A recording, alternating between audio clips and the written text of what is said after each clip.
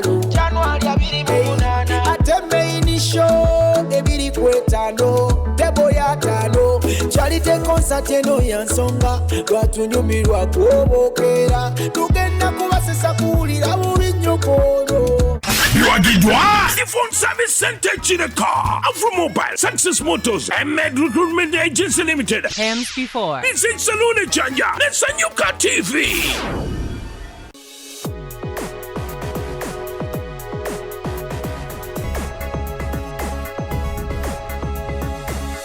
The Alternative Dig Talk. Real issues, real talk.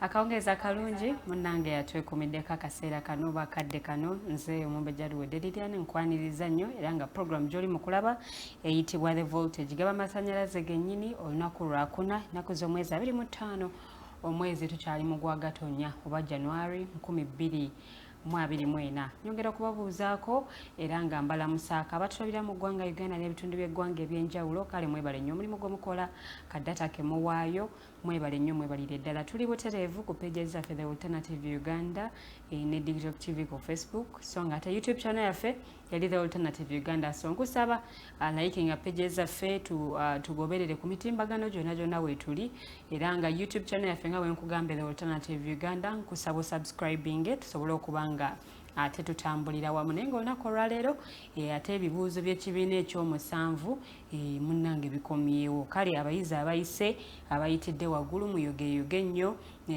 Wakiso ne Kampala ze zikulembedde era ze zirebeza banne baazo naye ng'abayizi abali mu 8,000 bo baagudde ne weebuuza kiki ekyatuuseewo bw'otunuulira abasinga abaagudde mu districts gye bava ebyenjigiriza si birungi era si bya mutindo mulungi nnyo kale ne wabanga waliwo obwetaavu wa ministry y'ebyenjigiriza okubaako ate kyekola oba okubaako omulimu omunene gwekola bw'otunuulira abayizi abayingira primary oba abatandika nursery ennamba eba nnene bw'ogigeraageranya ku nnamba y'abayizi ate abatuula ebibuuzo bino kale ne wabanga wakyaliwo ebyokwebuuza biyitirivu nnyo naye ebyo bitadde ku mabbali bingi nnyo ebikoze amawulire sabbiiti eno byetugenda okubanga tuyitaayitamu ensonga ez'enjawulo mpitirivu mu wiikendi wenalabidde munnamateeka ng'agenda mu kooti etaputa ssemateeka ng'awakanya ekyokuba nti ababaka abaminisita ate balondebwa ku bifo bya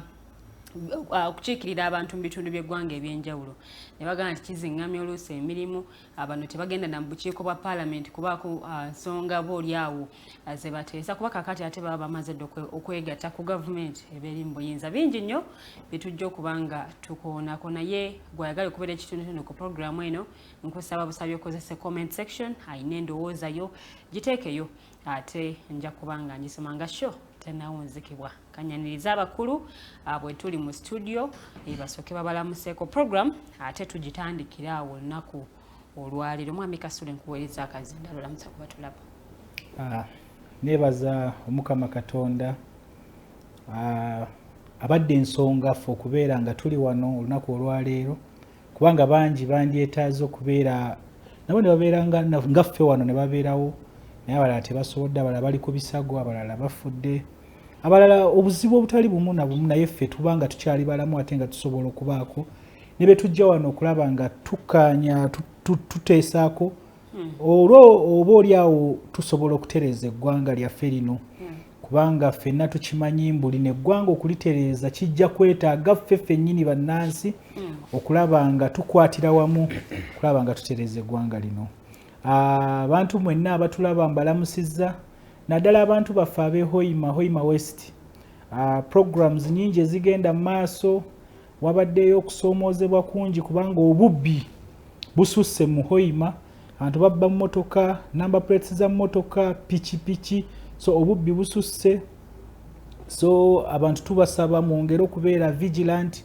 n'okwerinda because tubadde tugamba abantu mbu kulwa amafuta gano agazuulibwa mu bitundu by'e Bunyoro bantu bangi abajja nga balina bye basuubira oli awo tebabisanga ne batandika okudda ku bintu ebyaffe ababuligi bannansi so ezo ze bimu ku bintu ebijja na eyo development ey'amafuta gye twagamba so tulina okubeera be bulindaala tulabe nga tukuumye ebintu byaffe twongere n'okukubiriza poliisi because wabaddewo issues amaanyi nnyo ne Uganda police naddala Hoima poliisi ebadde ina engeri gyekwatamu ebintu byayo era Hoima I think it's one of the districts kati Hoima city ekyusiddwa ba DPC ndowooza mu myezi 6 okukyusa ba DPC nga 4 kubanga kigambibwa abamu poliisi abamu babadde batandise okukwatagana n'ababbi abo nga waliwo ebintu bingi ebikola ki ebibbibwa era tekikomye mu Hoima city wokka ne mu bitundu ebya district okubba ente okubba biki so bingi nnyo so naye abantu mwenna abali ku the alternative digital mbalamusizza okusinzira wonna wamuli n'obudde bwe mulimu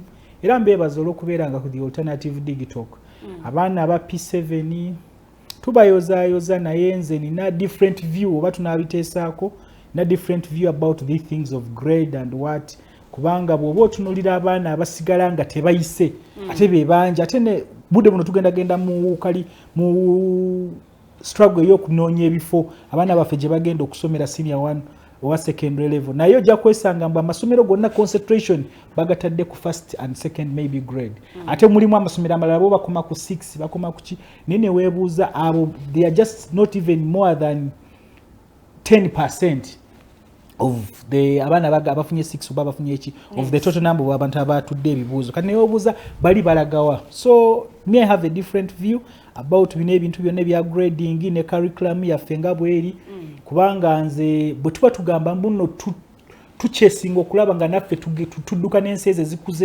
zikula ku speed tosobola kungamba mbu tugenda kwasesinga omwana omwasesingire ku bibuuzo by'omuwadde mu lunaku lumu ate nga omuwadde essaawa 3 nga mutaddeko tension y'amaanyi oluusi abamu alina n'abasirikale aliko n'emmundu omugamba ne bwoyekyusa wano bwoti tolina kutemya tolaba ekiri tolaba kuguni don't touch this booklet until ngakoze eki yes until you are told to do so towandikako kintu kyonna you know that kind of tension exactly kati olaba eyo olaba kati Lilian olaba ne bw'obozze wano ne bw'oba internship ne bw'oba gwe budde buno supervisor wo bw'oba alina kuwadde assignment nga tolina kye weetegedde ojja kubuuza era your colleague oba ogenda kumubuuza supervisor wano sitegedde naye kubiri ebibuuzo tolina kubuuza tolina kukola ki kivula nze ndaba I think I've gotten a different nze nina omwana yafuna ennya naye bwe mulaba budde buno I've been trying to assess her okumulaba engeri gy'akola n'olaba because I think tulina okuddayo tulabe mbu abaana bano bino zo grades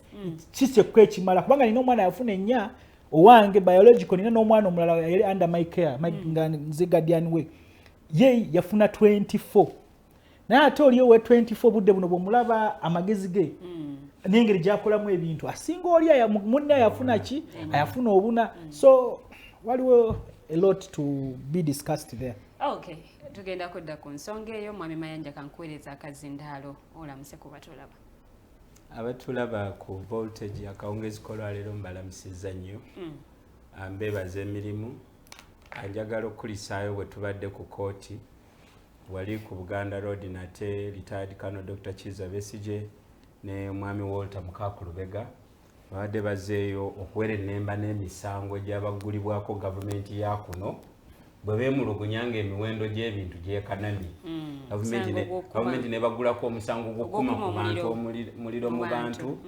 n'ebirala ebigwa mu tuluba eryo so nkulisaayo abawulira omulanga ne bajja mu kooti era njagala okukulisaayo mwenna bannayuganda ababagezezaako okuyimirira n'ennyumba y'omugenzi Cecilia Ogwal mwebale nnyo mwebalire ddala ekirungi waliwo ekirungi trend ennungi ezze ate nze nsanyuse nti ejjidde kuwa FDC nti abantu babadde baserebulatinga abafudde ababaŋoola naye okuwa ono waffe abantu buli omu Cecilia Ogwala sikata agatte eggwanga because sinnawulirayo wabala okubona abadde ku side opposition nkola y'ebintu Sesiri ogwala ng'omuntu abadde aina stature ye gye yeewa because wotunuulira abantu era be bazze ba celebrating side yaabwe gye badde bagwako ey'ebyobufuzi. No, I have seen people from NRM who have made very wonderful comment about the legacy of late Cecilia. The president ndowooza yabadde this time around because tumanyi jjajja buli wajja okwogera ku bantu abalinga Cecilia Ogwala ebigambo biba byenkana studio n'obunene, but this time around obalwa naamu naye I am happy nti ezo attributes ennungi zazze kuwa Forum for Democratic Change. Basaba ne banyabo nze Mayanja Robert muzzukulu wa Mukajanga nesimye okubeera wano era nebaza management okutu obutatukoowa. Okay, tweyanziza nnyo kubanga otwegaseko nga kazindalo tonakawummuza. Mwami Kasule ayina ensonga gy'atandikiddeko oba oliawo nga tonnatubuulira gwe wiiki ogwitambudde ayina ensonga gy'atandikiddeko ebibuuzo by'ekibiina ekyomusanvu bikomyewo olunaku olwaleero. Abayise waliwo abiddala erisooka eryokubiri eryokusatu eryokuna ne wabaawo n'abaagudde. Abo nno bawerera ddala basobera ddala mu mitwalo 8 ne weebuuza bano bo badda luddawa era ensi bagenda gitambuliza awa naye Mwami Kasule alina ensonga gy'ayogeddeko nti oba si kirungi ku grading abaana okupima obwongo bwabwe ng'obuteeka mu grades kyalinga kyagezaako okuleeta naye gwe njagala comment yo ku nsonga eyo. Okusooka ku byonna njagala kwebaza muwala wange Nicole Nasuna asomera wali ku Judes Primary School Kaleero awo afunye obubonero 5. Congratulations. Kinene nnyo Nicole okukoze bulungi bwokka. Kakati ebyenjigiriza bya Uganda generally nze bintamu kubaganyako ebirowoozo lwa nsonga emu tebiri one tulina national development objectives, right? Naye these national development objectives we bakozenga evaluation buli stage gye bakolerako evaluation bw'obitunuulira critically weero olaba nti we set out to achieve 95%, twafunako ndowooza 27%. Kakati ne weebuuza naye obuzibu bwennyini buvaawa?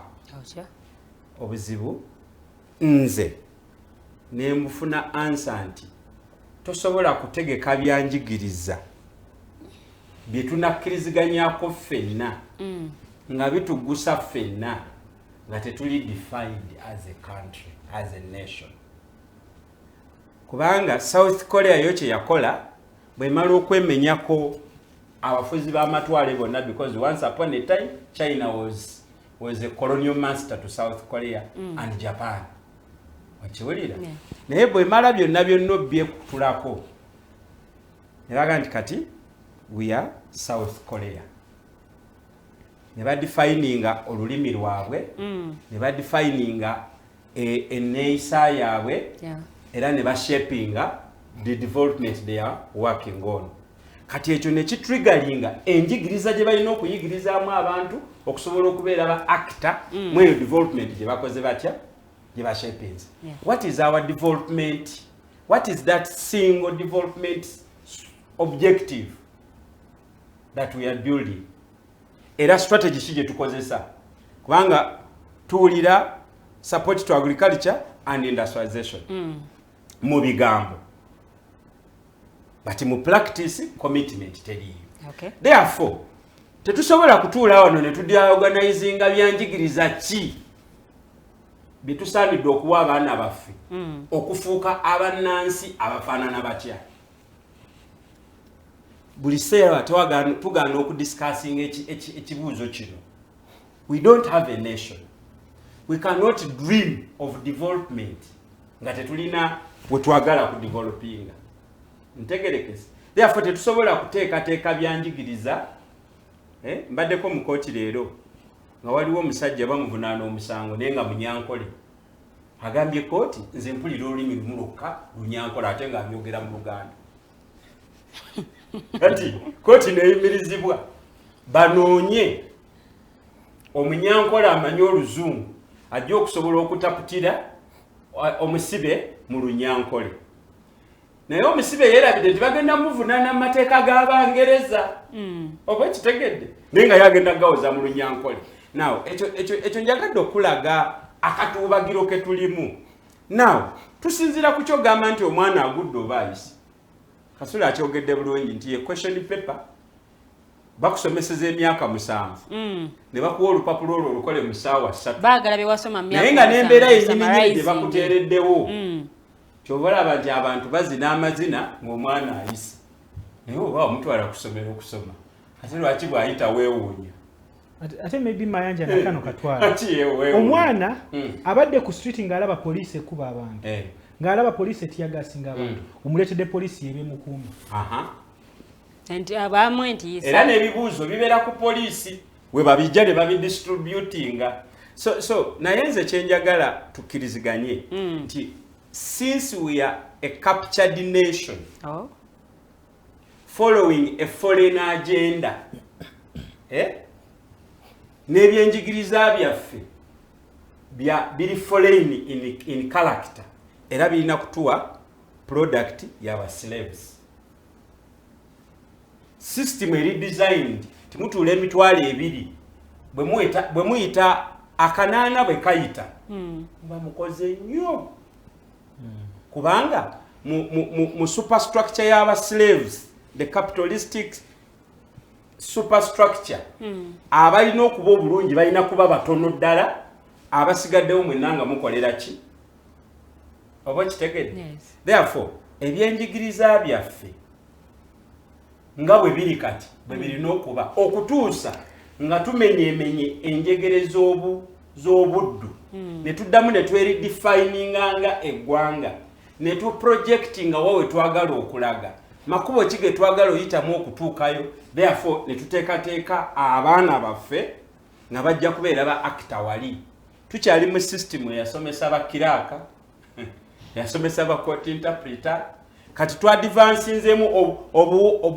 obuwambe tubuluddemu tufunye abalamuzi tufunye ba speaker tufunye ba MP ne ba road mayor because ebyo byonna byabanga by'abazungu wakitegedde naye nze ngamba nti ne bwe tunalongoosa tutya because wali ebiseera bwe navumiriranga minister of education naye bwe nzizeyo emabega nenteeka ku scale tuyinza okuba nga luli twagambanga nti ebyenjigiriza byalinga birungi simply because communication was poor kyali kizibu okumanya ebife kanungu but olwaleero everything is here naye ne population naye ekoze eki egeze so basically nga tetunaba kukola politics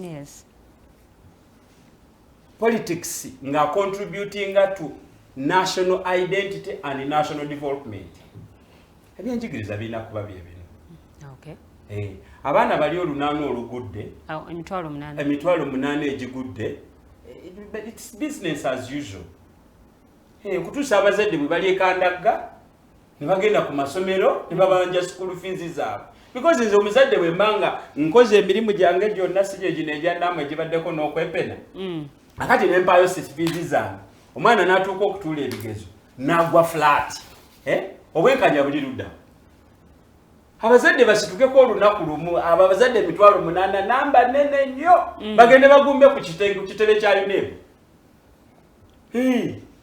obuzibu buli ku bibuuzo bikasetinga oba abaana obuzibu buliwa ebibuuzo ebyo bijja tandika okuddibwamu nga ba victims bavudde mu comfort zone abaana bamwe emitwalo 8 bagudde so what enkola omwaka guno abaana bagezezzaako okusinga ku mwaka oguwedde ze rhetorics ze tuwulidde kubanga nange nakatuula P7 tewaliyo mwaka nga guno bakoze bubi okusinga oguwedde oba kitegedde buli mwaka guba gwakoze bulungi okusinga ogukoze eki wabaawo abeeyongera bapimisa okujjako guno omwaka mu UPE abaana bakendedde abaatuula luli wa UP baali bangi guno bakendedde so njagala kuvaagulu nga ngamba nti bannayuganda bwe mubanga mulina ekirooto ky'ebyenjigiriza ebirimu ekinigguusa ng'ebyebungereza ffe tulowooza aba-FDC it's one of our ideology ti education is a right mulimu gwa gavumenti nga bw'olaba security ebungereza tebabuuza wasomera mu ssomero ki okiwulira omugagga ebyenjigiriza byafuna tebirina njawulo n'omunaku asembayo ebungereza okitegedde naye kati ffe era owulira afunye obubonero bumeka buna gayaaza kati afunye omukaaga agendawa owe 19 agendawa ate owa 25 naye bonna bayise nowa 4th grade ayise kubanga abadde graded oba kitegedde so abannansi naye ebyenjigiriza era babyogerako nga beboogera ku byebufuzi ebyo byabasomesa kiki kyenzize leero okugamba kyabazadde mufeeyo mutandika okubuuza value for money nze n'abaana abagraduate nga buli mwaka mu nsi etaliimu mirimu abazadde ne mwongera abaana ku universities ekyo nakyo nkyewuunya nali ndowooza nti abazadde bagenda kukwegatta ku jobless brotherhood lunaku lumu beekandage nga babanja gavumenti emirimu kiki ekyatuukawo bye bino byetulaba mwami Kasule ku nsonga eno tubenga nayo tugiwunzika oba oliawo tukwate ku nsonga endala ensonga ye nga mwami Mayanja bwakirambise mu ebintu bya kisaanidde mu ffenna to getting concerned tutandika okubuuza ebibuuzo bino era tusabe answers because nze nkugambye togenda kuŋŋamba mbu omwana wange ku lunaku olumu olwo lwotamanyi mbu yasuza atya lwotamanyi how much anxiety gye yabadde nayo to confront that paper mbu ogenda mu gradingira to that omulage mbu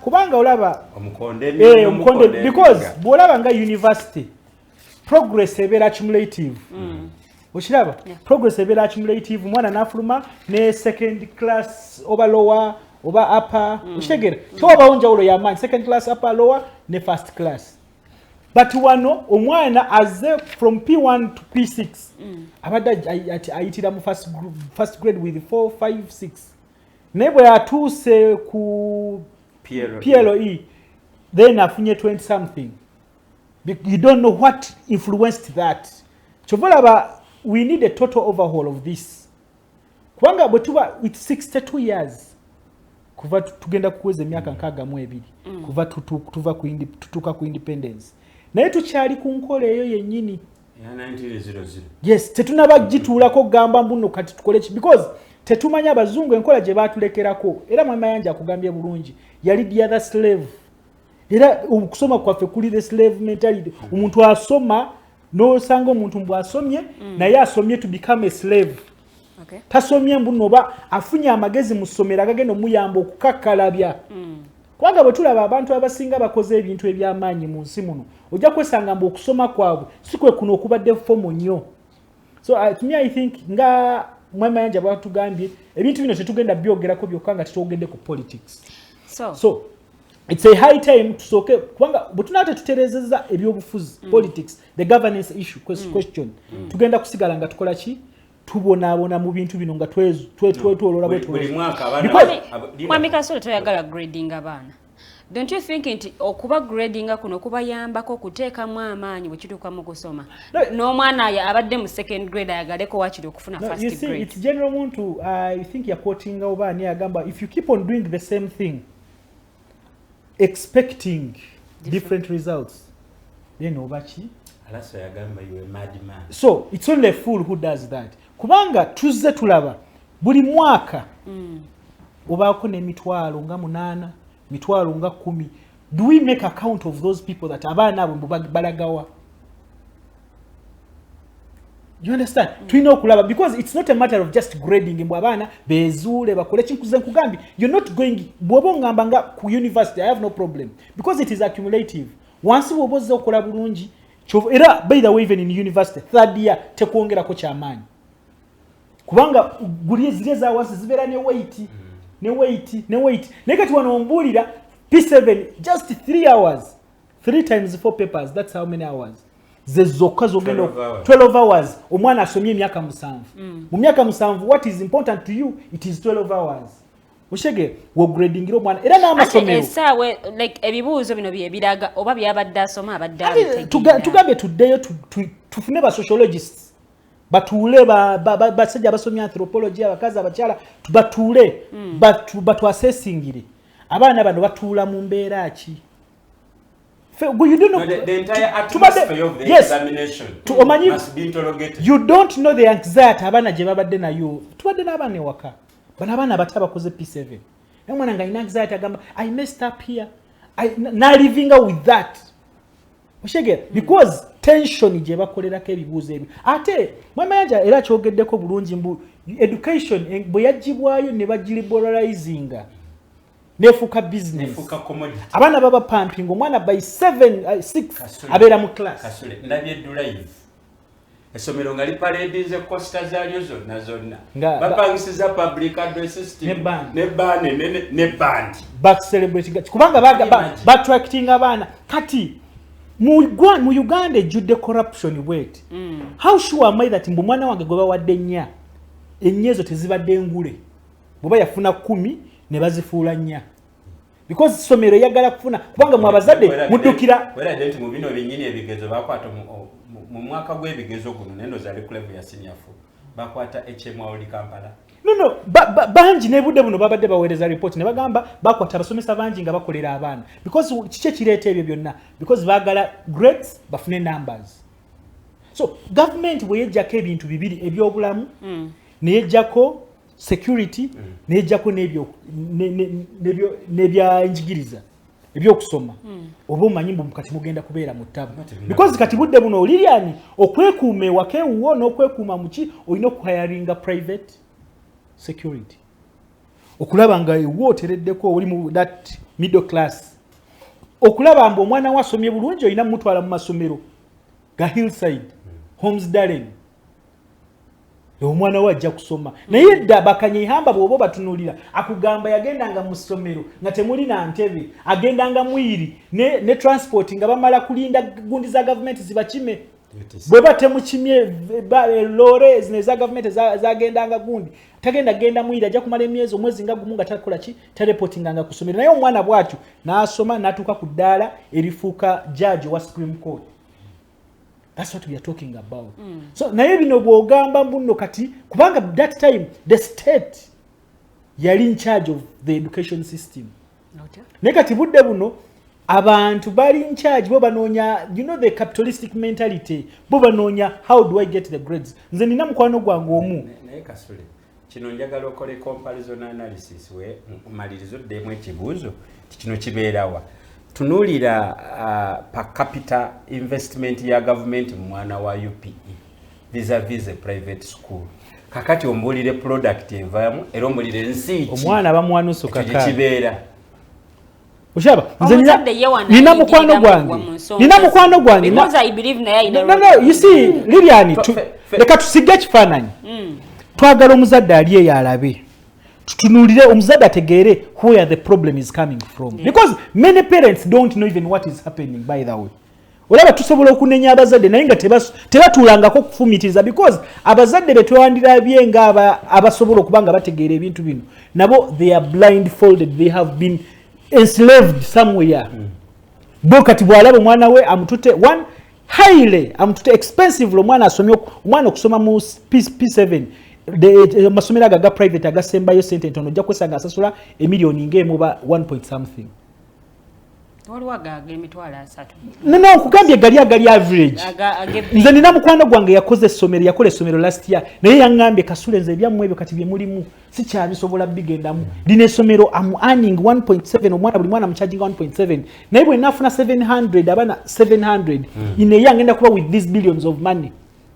He's not looking at which kind of students who are going to have gotten out from his school, but he's looking at the amount of money, billions, he's going to get out of that money. So, but tuba abazadde tulina okutegeera mbu government tulina ogiteeka ku gundi eddemu one etegeera obuvunaanyizibwa bwayo. Kubanga abazadde bakola obuvunaanyizibwa bwabwe. They pay taxes, they do what? Government ina services zeyina okubawa. Tulabe mbu government services zeyina okutuweereza mu good education. Oba okumakinga sure mbuno education ebadde streamlined. ebyo byonna tetugenda kubikola nga tetudiscuss nze the governance issue okubyetabamu okulaba nga tukyusa ebintu by'obukulembeze mu ggwanga lino tuteekeko obukulembeze kubanga abazungu bo batukolera that setting nga tebaagala abantu bakole ki babeere enlightened naye kati eyo twavaayo kati naffe batusibiddeyo eyo tulemeddeyo kati tugate bitukwatako kasita omwana wange ajjeeyo 4 kasita omwana wange ajjeeyo 5 nja kumutwala egayaza nja kumutwala enamagunga it becomes but what about bali where are they going those are going to be our neighbors abana baffe bagenda kuwasa abagenzi abatakoze eki those are the people who are going to torture us gwe bobo gamba ki because bano abasigadde bebagenda okubeera abasirikale ababatayise bebagenda okubeera abapolisi bagenda okurekrutinga mu polisi bebagenda okugamba bano kuba bakube because tebalinamu anything so to me I think tulina okuddayo tutandike values kize tutandingako nga a country nga gundi bwakugambye ng'eggwanga tutegeere what do we owe this country omwana bamusomese ng'amanyi ndi Munnayuganda Omunnayuganda akola bwekiti Omunnayuganda yeeyisa bwati obuvunaanyizibwa bwange eri eggwanga lyange bwe buno ne gavumenti oba system entwala obuvunaanyizibwa bwayo bulina okukola bwe buno kati tuddawo ku values okutandika okutwala abaana baffe mu nnono y'eggwanga ensi yaffe nga bwekola ki bwesanidde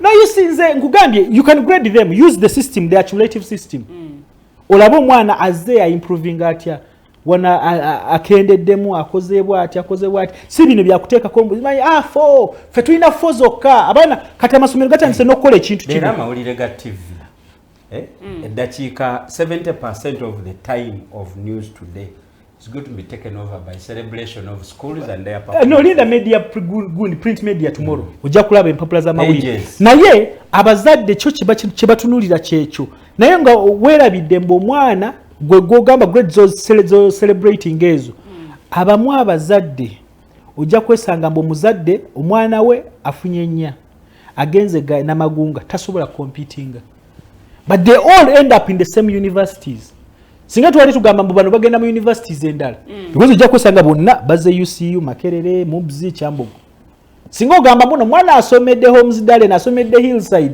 ayina university eyiye bono ojja kwesanga they come back why do they go back to the traditional universities because they know they are the recognized ones na kino tusobola okikola kubanga ku university because government I think he has really tried to restrict mbu restrictions ziliwo nyingi era balaba mbu azino university teziri kyo ziri mu gundi n'amasomero gana ga primary ne secondary singa tugakola bwetyo nga gabera restricted that way we can tusobola okuregulating other thing naye bino betunabanga no tugenda kusinziira ku ekyo okulaba nga tugrading abaana baffe tugenda kufuna ekizibu ky'amaanyi nnyo ng'eggwanga. Okay, the voltage gaba masanyalaze genyini lunaku olwokuna saawa ebiremu eyakawungezo okutuuka ku saawa 3 ez'ekiro tuba tuyita tukubaganya ebirowoozo ku nsonga ez'enjawulo ensonga z'ebyobufuzi ensonga za ebyo bigenda maaso mu ggwanga ensonga z'ebyenkulaakulana n'ebirala bingi nnyo ebigwa mu kkowe eryo byonna tubyogerako era tubikubaganyako ebirowoozo kale olunaku olwaleero tutandikidde mu nsonga ya byanjigiriza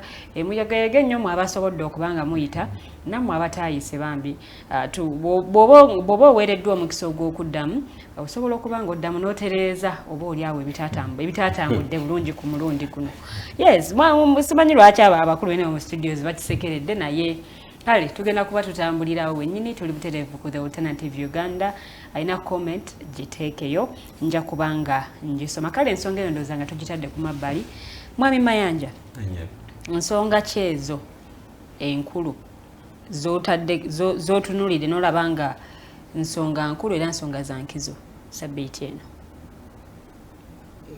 sabbiiti eno nze sirabye nnyo kikulu kubanga yatandika mbuzaabuzibwa enjawulo wakati wa NAM ne 77 G77 plus China waliwo ne IGAD byonna awamu so tewabaddeewo nnyo nsonga nze eryawo eri pertinent okwogera kw'omukulembeze w'eggwanga mu nkuŋŋaana zino president bulijjo tukyogedde nti mu lukuŋŋaana zino nagamba nti nze bwe nakola assessment ku specifically NAM because fellowship yange yakoma ku NAM bya G77 sayagala gendayo naye bwe nakuga nti NAM yali 1 it was a meeting of an expired idea.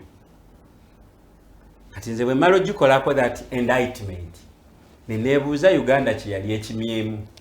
Kye yali ekimyemu yali yakola PR stint okusobola okunyweza political fortunes za regime naddala nga tugenda mu 2026 naddala nga Abamerika batugobye mu AGOA naddala nga some countries in Europe batandise okufuna ebizibu ebimala nga tebakyatunulira nnyo banakyemalira nga Museveni. So by large and far I just wrote off that it was a show for President Museveni, and indeed yafunamu yalaga his management style yayongera okulaga bannayuganda nti in reality taweereza bo wali ndowooza even in one of the speeches yabadde agezaako okwogera eri abazungu n'abagamba nti when we were fighting these ones were asking us, are you pro-west or you pro-east? But I looked at them, I am pro myself. Now, this individualistic president, this individual merit president, who forgets on duty that is representing a country. Mu butuufu ebintu byambowa era nembirekawo nenzira yeno mu United Forces of Change. Obwanga yabutunuliza nnyo abazungu n'akoona ku nsonga yokuba nti bayingira mu nsonga obaoliawo ezitabakwatako bweba nti ne waliyo ebiriyo munnaye tebeetaaga kubanga babiyingiramu bwati omukulembeze President Museveni akoze ensobi ey'amaanyi kukyusa speech ye era kino nange nkinenyeza abazungu. One of the reasons lwaki system ya Western Europe ya West egenda kusaanawo kwe kukuumira bannabyabufuzi ababi mu buyinza okumala ebbanga ddene ate ne basomesa abantu ebya democracy ne human rights. Kakati tuddeyo emabega. President Museveni yennyini yatuyigiriza ekigambo globalization. Now Uganda is a global village. Kati mu biseera ebyo walingawo sentiments z'aba federalists abaali bagitaagiza federal ya Buganda. Kati ngo Museveni abajereganyo nagamba now the whole world is a global village. Kati mwe mwagala kwesiba muki? Today President Museveni forgets that Uganda is a subscriber to that global village. Okay. Nti era issues because baba excited nnyo kugana amawanga agaze nga gagamba non-interference in internal matters, but we want to trade.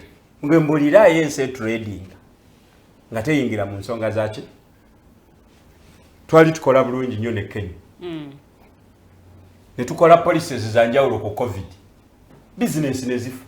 Okay. Bakiwulira Tanzania bone bakolera ddala ate extreme bone bawongayo president waabwe ate nga bitukwatako mu ngeri emu oba endala ebyamafuta tewabirabi oba kitegedde so basobola kulimba mujega wekabula soke bagenda kusuubulagana neggwanga eddala naye dda ggwanga eryo terina kuyingira muki mu nsonga ebimu ku bintu ebireetera direct intervention bwe busuubuzi oba kitegedde tusiiba wano tulangira abana Kenya okutwonoonera enguudo busuubuzi si bya bufuzi naye era ffe tusooka okuyomba Kenya bwegoba kasooli waffe olwaki olwa bakita batya aflatoxin okitegedde akati ebintu bino byonna bw'oba obiwuliriza nga Museveni bwe yabyogeddeko mu zi summits ez'enjawulo z'abaddemu naye ng'obadde wano ng'ojja ogoberera ebigambo bye tewaliiwo kipya kyobala gavumenti nti kino kyabadde kirango super. This is one of the most expensive advertisement Uganda has ever contracted. Twalidde looni tukube ekirango kyakutteyo kinaasasula. That is a story to tell after some time. Naye nze ensonga therefore eyabadde enkulu ye security forces zaffe n'engeri gye za respondinzeemu eri alternative voices, which was also a very, very big statement. Okiwulira nti abasajja babadde ne issue eri constitutional, a constitutional provision. Tebabaganye buganye naye bazze ku private properties zaabwe ne baba taking over. Oba kitegedde abagoberera kino mwakitutenga kya bulijjo era andu aseka Kyagulanyi bamukutte bagadde wuwe ate wuli atolosa ageze mu taxi and what have you. Bubonero obutegeeza ddala kiki kye tukola ki munansi tolina mwaganya ne bwe baba bagenyi. Oli ajjako alabirawo kumpi ajja kumbuuza temunansi yewa opposition yeka nedda ffe tugamba nti bwe tuba nga twayise bagenyi nga twabadde ku mwoleso leka buli munansi muleka ayolese yekikola ki ekimujjira. These people wanted to expose the state of our roads. Bannakampala ne bannayuganda mwenna gavumenti kyesinza okutunyagako kwe kugaana tukolera enguudo. Justification gyetuwange tujjako omusolo kutuzimbira nguudo bya bulamu na bya kwerinda. Enguudo zaffe zifaanana bwe zityo naye tetukkirizibwa yadde obyogerako. Era nsubiddwa nnyo mwami Otebe baseba batulaba eno ntebe ya NRM era essaawa yonna ajja twegattako nga sheewedde. Musubiddwa nnyo kubanga mbadde njagala mutunuulire bwakubaganya n'ebigambo bino nti tulina enguudo mbi zirabwa n'omuzibe n'okubyogerako tetukkirizibwa. Bamaliriza nga omwogezi wa poliisi aga nti batandise omuyigo ogwabula yasimba ekitooke. Tusanyusa obbalaba katubakubireko ne mu ngalo. Weewaawo tugenda sooka tugendako mukumulamuko katono nnyo bwe tukomawo the voltage tugenda kubanga tutandikirawo wennyini tosaanidde kubeera nga ate osobwa tukyalina ebyokwogerako mu ddiiro kale bwe tunaba nga tukomyewo tujja kubanga tutandikirawo wennyini katuwumulamuko katono nnyo tukomawo temuvaawo.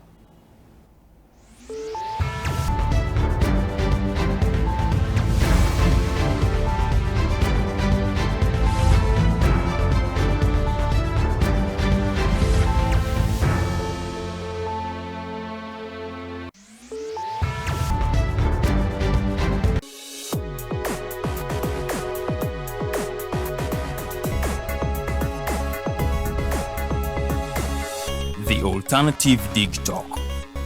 Real issues, real talk.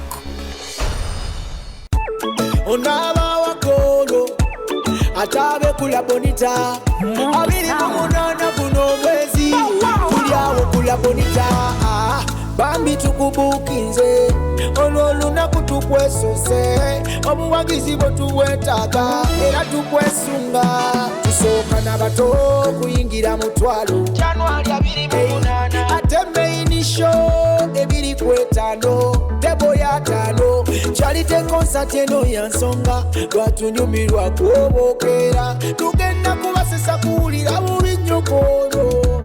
Bannabyafuzi phone service center Chineka from Mobile Success Motors and Med Recruitment Agency Limited. Hands before. This is Salune Chanja. Let's Nyuka TV. Hi Rogers, can I ask you something? Shoot. What does corruption mean? Well, summarily, corruption is abuse of public power for personal gain or for the benefit of a group to which one owes allegiance. For example, when a public office is abused by an official accepting or soliciting a bribe. By the way, private people can be corrupt too, like bribing police officers to escape fines. Okay. So exactly how does that concern me? Well, do you pay taxes? I guess, yeah. What does that have to do with this? Everything. Because those taxes you pay are supposed to facilitate services you use, like water, electricity, roads construction, medicines in hospitals, name it. Okay, that is much bigger than I thought. But it can be stopped, right? Well, yes it can, although it may not be as easy as it sounds. And here is the reason why. Corruption roots are grounded in our country's social, political, economic, bureaucratic traditions and policies. So, what has kept it going this long? I mean, why don't we stop it? Well, the main reason why it has been here for so long is because institutions are weak, either as a result of poorly defined ethical standards of public service, weak administrative and financial systems, or ineffective watchdog agencies. What can we do to stop it? At a national level, we must focus on strengthening the independence and effectiveness of public institutions that fight corruption. At a personal level, we must commit to never giving a bribe. I promise I'll never give a bribe. Well, that's a great decision you have made. Me and you now have to spread this message to all our friends. If we all do our part, corruption will be no more. This message is brought to you by Alternative Digitalk.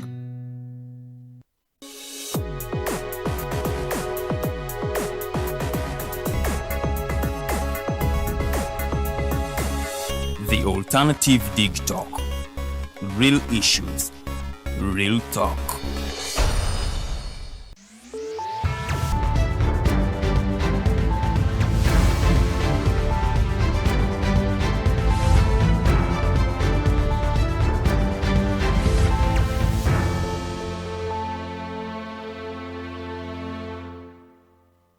Manyi tutatoyombana. Okay, kwekayo mukumulamu okwo the voltage y'amasannyalaze gennyini buli lunaku olwokuna ssaawa ebeeremu yakawungeezi okutuuka ku ssaawa 3 ez'ekiro.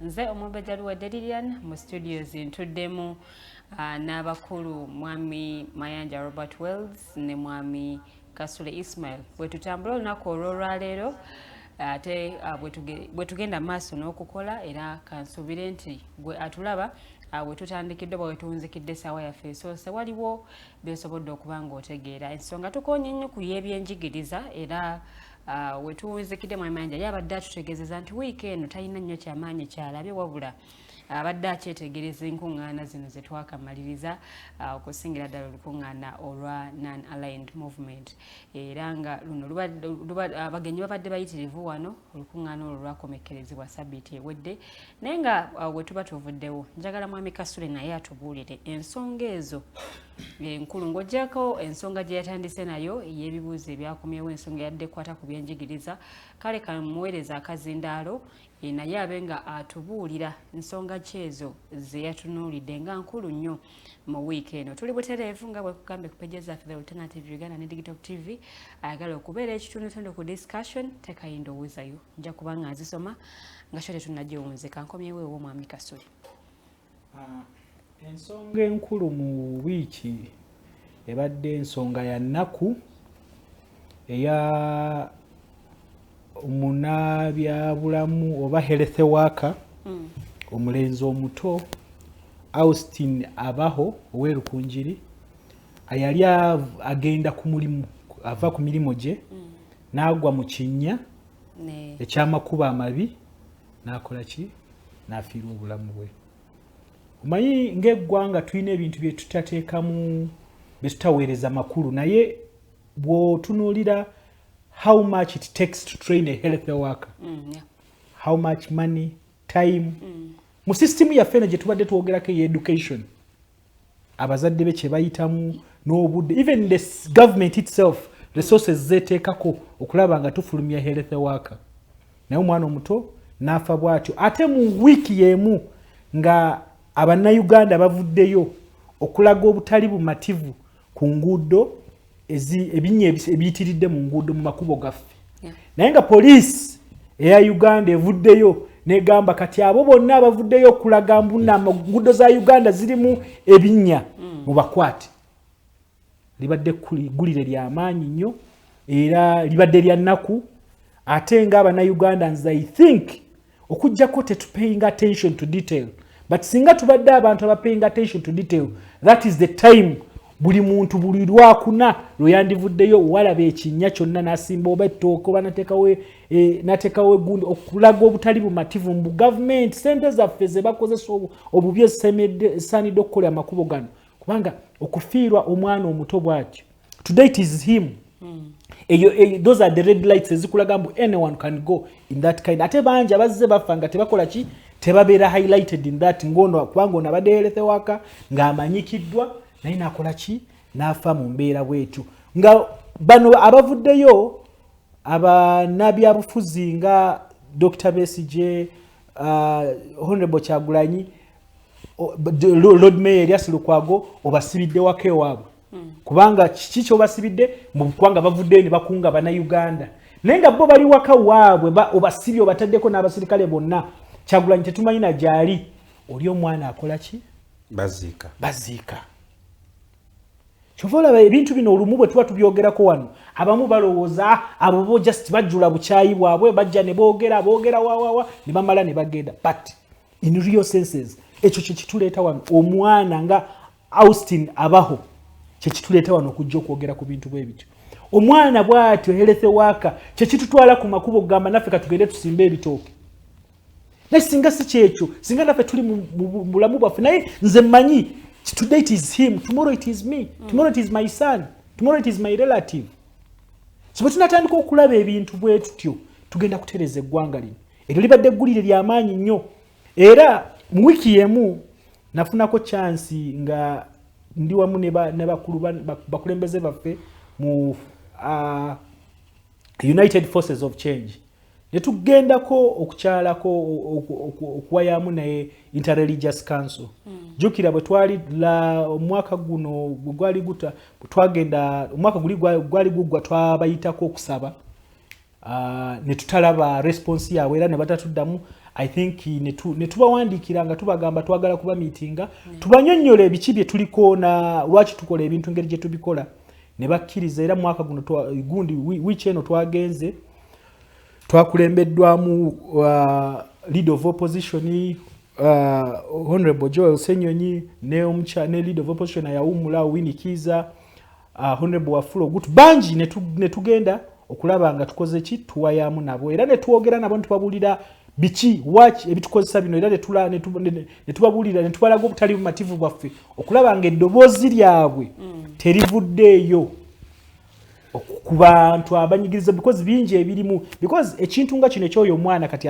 ayafudde omwana w'erukunjiri tusuubira kulaba nga mu churches tusuubira kulaba nga buli fora etudde mu ggwanga lino nga boogera ku kintu ekyo because you may look at it as very light but mutunuzya omwana omu yakwata ne yeteekako ki ayali anoonyeza emirimu gibuze ne yeteekako omuliro ensi yonna negenda into chaos.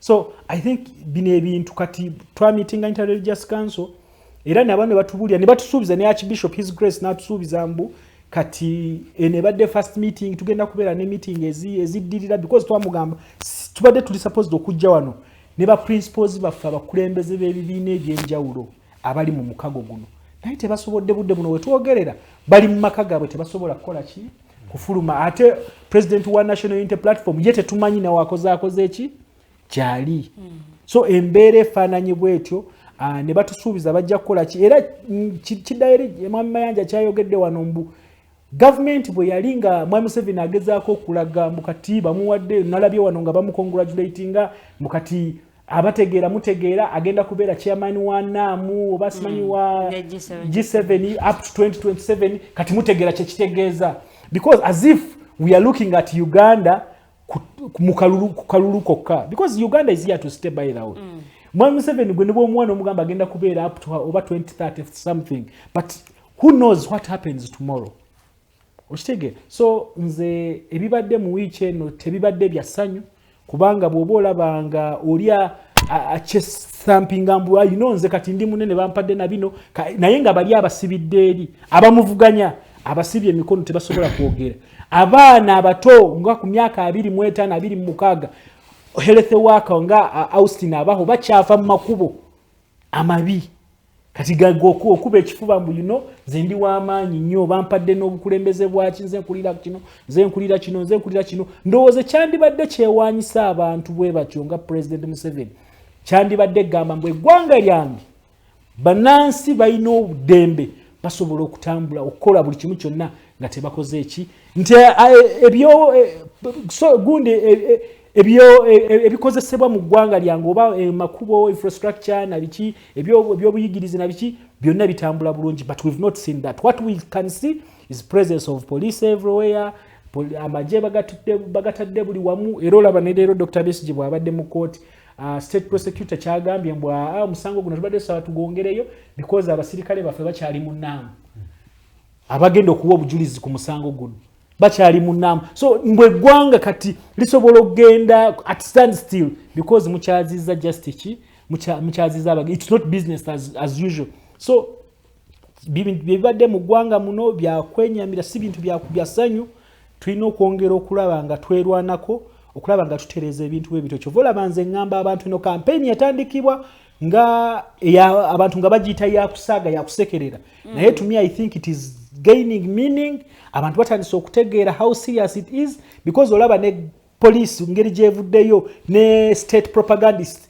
ngeri gyebavuddeyo okulaba nga barespondinga to this campaign so ekulagira ddala mbu twakutta awaluma era nze njagala kusaba bannayuganda bonna tuleme okutunulira this campaign nga campaign ya United Forces of Change bokka nga campaign ya Dr. Besigye General Muntu Honorable Kyagulanyi tugitunulire nga campaign egenda okutereza embeera nga yoli omwana afiira mu binnya Austin Abaho ayafiiridde Rukunjiri kubanga ba Austin Abaho abali mu kufa buli lunaku be bangi betutategeera just because ono ye yabadde nga ali mu light ate yajidde mu budde ate ne district Rukunjiri it's not an ordinary district because being that Dr. Besigye java abantu bonna amaso gakoze eki at least for them they are somehow enlightened naye mu district endala ehoyimeeyo mu byaleeyo byawa abantu bangi bazze nga bafa in the result ya amakuba amafu amakuba amabi naye tebasobodde kuba accounted for so ebyo bibadde mu week eno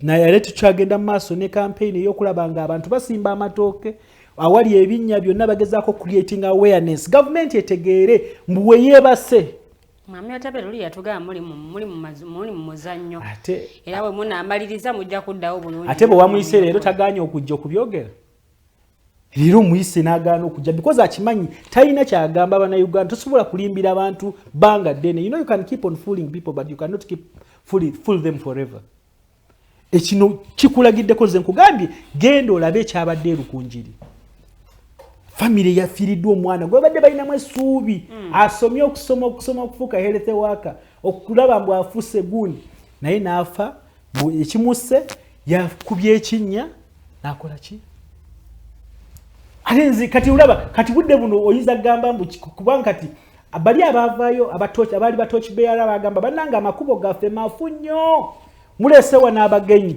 mutandise okubayiseeyo ebbalibbali gye mukubye punches ne gye mukoze eki naye Abannayuganda bali mu kufa baba bagamba mbu abo baagala batabuzi baddembe tebaagala ggwanga lyabwe tebakola ki naye omwana afiiridde Rukunjiri ekyo kiba kitegeeza mbu byonna United Forces of Change byebagezaako okukola byetugezaako okukola it's for the good of this country mbu tumaze okuscanninga this country ne tugitegeera because potholes abantu bagamba Kampala kola ki but this time it has not been Kampala. No, there are places which have no laws. Oshige waliwo abantu leave alone potholes. If you are traveling from Paris going to from Butaleja to Palisa or Palisa to Tororo. I think Butaleja Palisa wakati yao Allah so olaba abantu mu bitundu byaffe byehoima abantu babadde bagamba ye bakoze oil roads bakoze eki but nze mu hoima oils mu city wenyini waliwo akakubo okuva I think the place is called it is in Kihukia ward it's called Ruyanja Trading Center okutuuka Kasasa Trading Center people no longer pass there bozo okuyitawo ng'oli kwabigere naye piki naye tesobola kuyitamu naye zo entinde eziguddeyo ozibuliddeko okyayogera kubanga bwe tuba twogera ku nguudo enfu tetwogera ku zino eziri ku highway zokka twogera ku ezo enguudo ezifaananye bwe zityo bameka bezizze nga zitta nga Austin Abaho bwe nkugambyeko afudde ewiiki eno so lyeggulire libaddemu ate lya nnaku era twongera okusaasira bafamire ye n'okulabanga Bannayuganda era kati oyo muzira w'eggwanga kubanga eggwanga lyogedde ku binnya nezogera binnya biri mu kutta abantu nga buli omu atugamba bweno mwagala kugikozesanga comeback mubadde temukyalina nnyo kye mugamba Bannayuganda mubadde temulina kye mugamba Bannayuganda kale nimulabanga kino kye kiyinza bwe tuba comeback nga yetukomyawo yebadde etta Bannayuganda so bit because oli omwana afiiridde Rukunjiri singa tubadde nga muno tusoose ne tulinda ne tulaba mboba fe tukugambye Bannayuganda abazze bafa bwe batyo ate this time kati kivuddeyo namwe bannamawulire kati mukoze eki mukirabi ate omuntu akugamba mbu oba comeback oba biki let me tell you it took our grandfathers 62 years to fight for independence bakola ebintu bingi nnyo n'okusuka ku byaffe bye tukoze. So we shall keep on doing different things in different styles. Bwabajja okulowooza mbuki kubanga bingi bye tuli mu kukola ne budde buno bingi waliwo ebikolebwa, waliwo ebigenda okubeera mu kamera, waliwo ebitagenda kubeera mu kamera. Kye twagala okulaba nga tukyusa eggwanga lino tulitereeza ku musingi ogwo gwe tulaba nga ogugenda okutambuza eggwanga lino okulitwala mu maaso. Mwami Mayanja nzizeewo era ku nsonga y'emu abamu bagamwagala comeback era mbu bba abaalabye nga bino byakatemba kyova bo tebabyenyigiddemu. Waliwo ebintu bibiri ate nga byangu. Mu Bayibuli mulimu story y'abakazi babiri abaali bakayanira omwana. Mukazi omu Kabaka Solomoni n'agamba mwembi muli bakazi mwina amabeere, mwina mulina obusobozi bw'okuzaala omwana, mwina mugamba omwana y'omu muleete jambi yansalemu buli mwatwaleko sayidi emu. Olira omukazi omunaga wamma musaleko musale mutugabane kalafiri ffenna tufiirwe oba tufiirwe. N'agamba bwe kibanga nze okukayanira omwana ono kijjawo obulamu bwe oyo amutwale. Twogedde waliwo omuntu omu yagamba nti amawanga amalala bye gakola okukyusa Uganda byonna tubikoze enkyukakyuka egaanye. Tuleese embi ani yali amanyi nti embizinesi kyo kyakulwanyisa kya byabufuzi. Tusitudde esanduuko ezitalimu bafu tukoze ebyekisezi. Bino tubikola nga tulowooza munnaffe obulumi bwe tulina abulowoozaako therefore asiriikirira okwefumitiriza ku by'okutwanukula. Ntegerekese. Naye tugenza okizuula nti oli yatuvaako dda ate akitugamba buli lunaku takolerera ffe. Kakati zino enguudo tezibadde za kukolwa kati, kizikozeseddwa bagenyi. Kakati tusirika ne tugamba katumwe benefit of doubt. Naye tugenda okulaba kati yabaho ffenna kawa omukyala yagwa mu luguudo olukole nga mani olusimbike. Enkuba bw'etonnya amataba ne gakola ki? Amazzi ne geeyanjala mu luguudo. Kati bintu bibiri badizayina b'enguudo zaffe ne drainage patterns zaffe. Mu kuzimba enguudo nali wano ne mbaga ndabye oluguudo lwe banyiga nga luliko kompakita naye ng'omwala tebagukwatangako. Byonna obirabiddemu enaaleemu ebyo.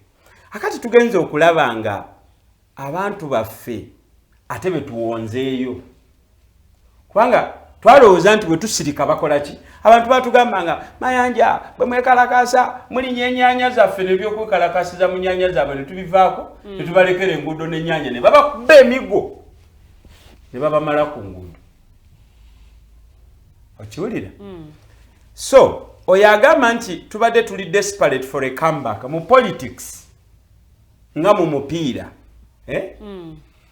Tosobola gamba mwoyo yanteebye okuba nadde sidifendinze bulungi. You are stupid. Bwe muba mulina obuyinza opposition nefuna issue eri practical eri physical ng'erabwa n'omuzibe ate ne bagikola bulungi nnyo ng'enyuma tebalina nakwogera. Okiwulira? Kyandibadde kikola amakulu singa twekutte ku kitaliiwo. Bali desperate. No, we are not desperate. Kyetukola tukitegeera era tutte ebbanga nga tukyetegereza. Ffe tukimanyi nti nno mu bintu ebimu ebikyasinza okuyitibwamu obuli bw'ensimbi z'omuntu wa bulijjo kwe kutulimba enguudo. Batusanga nga tuli bajega baabuwe tetumanyi na ttiina nsi z'oluguudo olulungi. Abantu abasingamu obungi waliwo juzi twadde twogera ku nguudo. Oli n'alaga yalaze oluguudo nga lwa malamu. Naye yakubye ekifaananyi ky'oluguudo lwa malamu ng'agezaako okusilensinga abasimbye ebitooke muki. Kati bannayuganda balowooza nti oluguudo olulungi lwokka lulina kuba lwa kolansi, which is not the case. Nakugamba e Rwanda waliyo enguudo eza malamu nga ziri paved. Ng'era bw'otatunula ku kkubo ng'oli bubezi mu mmotoka toyinza kumanya nti lwa malamu. Kakati Bannayuganda abatamanyi nguudo nnungi abasajja bano batubyeko sente nnyingi nnyo nga bajja ne bamaala oliyo yagambira nti wano mu Kampala kilomita emu eri obuwumbi bumeka mutabani w'omukulu n'avaayo kotandise okwogera ebyo ngenda kuvaamu botebe ne bajja ku mpewo ne baga jano yamugambye eki ono yayogedde ki ekireetera jeno okola ki kati gwali eyo ng'olowooza nti ebyokusimba ebitooke mu nguudo kusaaga ye Salimu Salama nyi kitegeeza Bannayuganda badde nga babazimbira enguudo nga muli passive batuwonyeze enfuufu ne tuwaayo ssente ezandibadde zikola ebintu eby'obuwangaazi abasajja ne bazitwala ne batusiigira ebifutafuta mu luguudo mu myezi 2 nga zikoze eki kakati kaseera katuuse ebimu ku bintu activism ono bibirina otuwa Bannayuganda batandika okubuuza era nandibadde nkusanyukira ng'otubuuza naye Mayanja mwasimbye ebitooke mu luguudo naye oluguudo olulungi lwe luliwa oluguudo oluli mu kibuga wakati mbadde nzijja wano enguudo zonna ze bazimbye mu Makindi teziriiko public toilets teziriiko skips omutambuze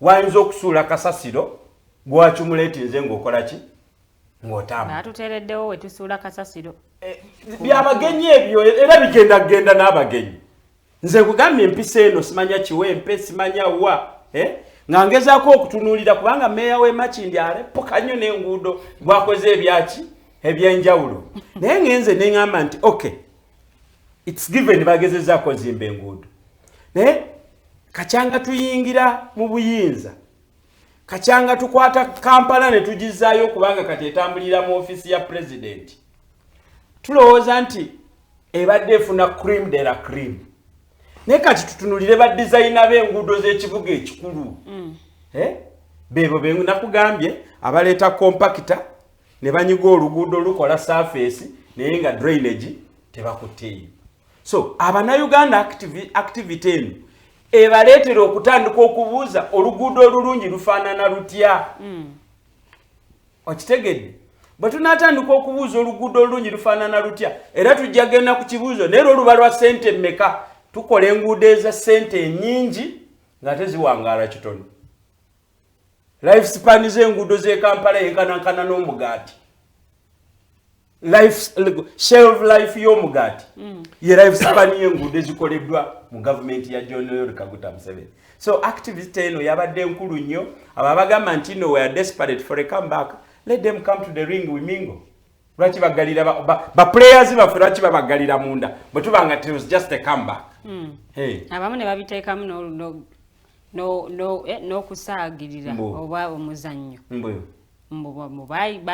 tebagize nze nagamba Lilian kasitanga olabanga gavumenti ng'abantu balina kye boogedde response ne bakusaagirira kitegeeza nti gavumenti eyo tekolera abantu gavumenti ekolera abantu ebayege abantu bagambye ekinti kino enkya kwe bakeerera okiwulira oba si kyekyo babeetondera ne kasita owulira nga basindika ebivubuka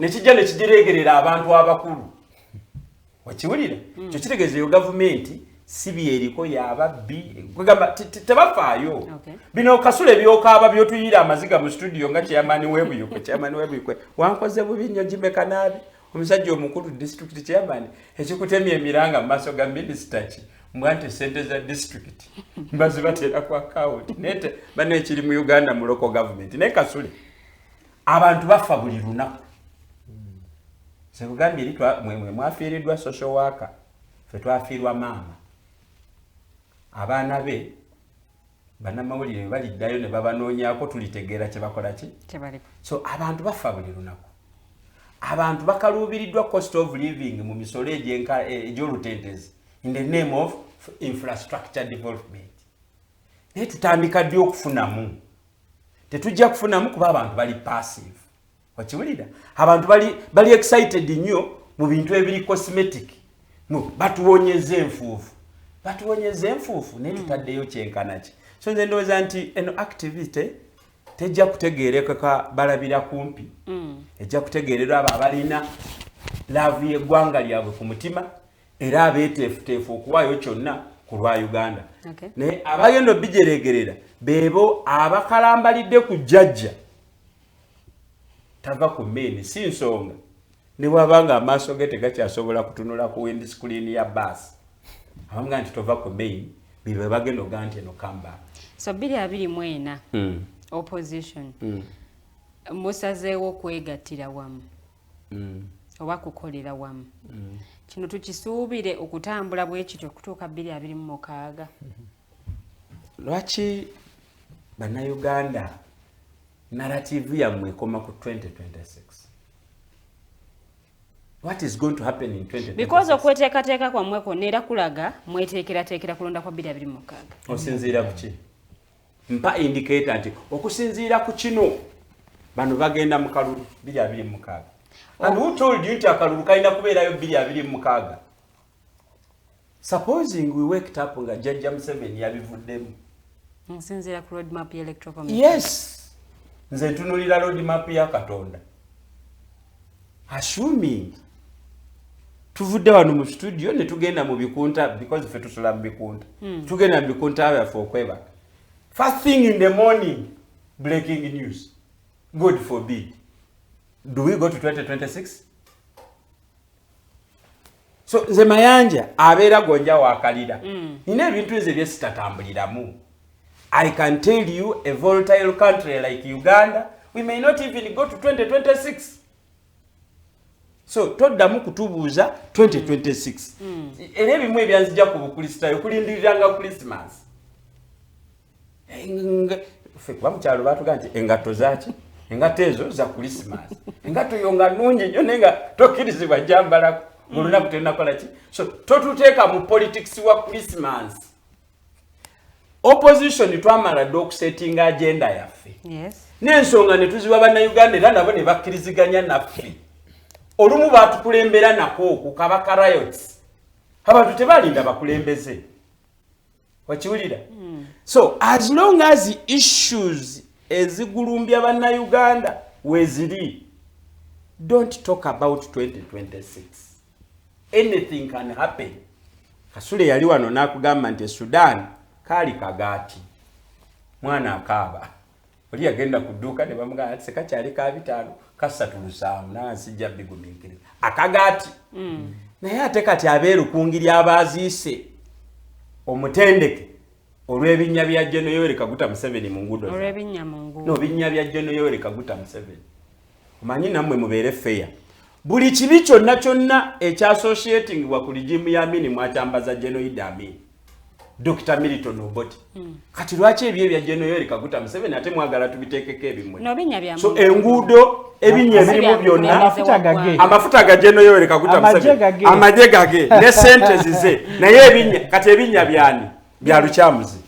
Ebinnya bya General bya Lukyamuzi. So Abannayuganda omukyala afudde olwajjamu singa nali njagala bakubira mulete kamera mwe mulina mobile studio olaba eno chachi ya Kakande waliwo awe ekizimbo banakyo bakiyita Alunaki waliwo petrol station bagita Kobiri kati awo ngoyingira ku round about yawula Gayaza ku Bombo Road waliwo ekinnya kinene kati nga basi evudde ku mukono gwayo yepe n'ekinnya naye nga eyisiganya ne wishi nga mu butuufu kiri ekifaananyi singa aba Hollywood badde wano badde bagenda kizannya mu sinema so bwe tuba nga tutambuliramu eyo embeera oba bamayanja ffe twogere oba si ffe abantu bajja ku raisinga up at any opportunity time and once they raise up kalenda yo ya 2026 tejja kukola. Okay. Bwe kiba nga tuludde nga tetwekalakaasa abakulembeze bo ne bakola ekikolwa kimu kyokka kyakwegatta ne balaga abantu baabwe nti twegasi ne bagezesa ne activity akatono ennyo ne kaleeta response vote. Lwaki totyamu nti ate ekijja kyandikira ku kyebinnya n'ebitooke? Naye nziza mwami Mayanja nja kuba nkomawoko ewo mwami Kasule okwegatta kwammwe kuno okw'omulundi guno kukubiddwamu nnyo ebituli nga bamu bagamba buli omu alina ebigendererwa byabwe ekiyinza obutabaleetera kuwangaala oba kukolaganira wamu kumala bbanga ddene. Abamu ne bagamba katubaweemu ebbanga tulabe banaaba tebaawukanye oluvannyuma lw'ebbanga bwetyo oba emyezi bwegiti oba oliawo naffe tujja kubeegattako. Kino kiri ku bwegasse obuzze bubeerawo ebbanga eriisenga bwe musasika oba bannayuganda essuubi libaweddemu kakati nga balindiridde bwe kirikola kirikola. Uganda esesa. Actually Mwami Mayanja bw'ayogedde wano alina kyanjukiriza. Waliwo professor omu yatugamba according to our law standards enkola y'omuzungu yatuleka wano ng'agamba Uganda we keep left. Naye these days we no longer keep left. We keep what is left. Oshegere ojja kutambulira ku right because that's what is left. Wosobo wolina okuyita. Kati ne mu bigambo byaffe byonna era omuntu akubuuza ekintu n'olabira ddala mbu kino agenze because that's what is left to ask era kyalina okubuuza ne mu makubo gaffe you no longer keep left but we keep what is left.